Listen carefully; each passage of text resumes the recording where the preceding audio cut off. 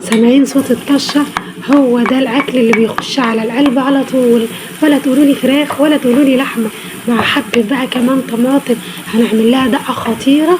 يلا بينا على المقادير، وما ننساش نصلي على الرسول عليه أفضل الصلاة والسلام. أول حاجة معايا أنا هجيب ربع كيلو من الفول المدشوش، واغسله زي ما انتوا شايفين كده غسلة حلوة محترمة، وبعد كده أصفيه من المية وانقعه في حبة من المية وأسيبه لمدة ربع ساعة عشان يساعدني على التسوية بسرعة.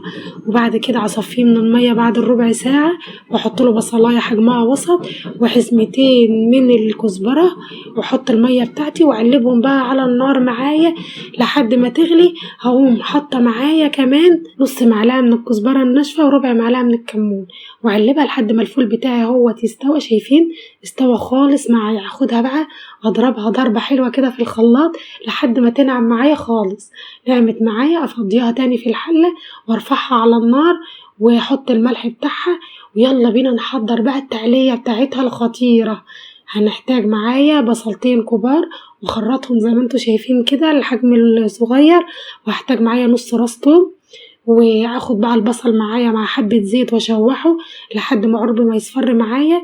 اكون هرست التوم وحطيته عليه واقلبهم بقى كده تقليبة حلوة. بعد كده معلقة كبيرة من الكزبرة الناشفة، واقلب بقى الكلام ده كله لحد ما الاقيها اصفرت معايا خالص وبقت مقرمشة.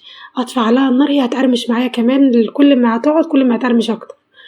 واجيب البصارة بتاعتي اهيت، واحط بي معلقة من البصلة من التقلية بتاعتي محترمة مع الزيت بتاع البصل واقلبه، وهتبقى معايا احلى بصارة. وعقبال بقى ما تمسك معايا على النار احضر بقى الطماطم بتاعتي، الطماطم المخللة بتاعتي اللي هتأكلنا وطعمها رهيب. هحتاج معايا فصين من الثوم وبقية الكزبرة اللي فضلت معايا اهيت، وحطيت معايا نص قرن فلفل اخضر ونص قرن فلفل احمر، واضربهم في الكبة بتاعتي.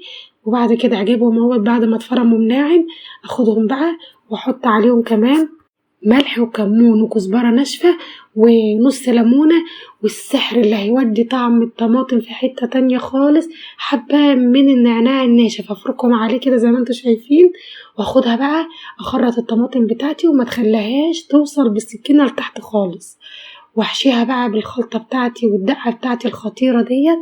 بصوا رهيبة، حتى المية بتاعتها طعمها خطير. وهفضي معايا بقى البصارة بتاعتي، شايفين لونها اخضر وجميل جدا. وازوقها كده بقى وازينها بالبصل بتاعي، شايفين مقرمش وجميل ازاي، خطيرة بجد.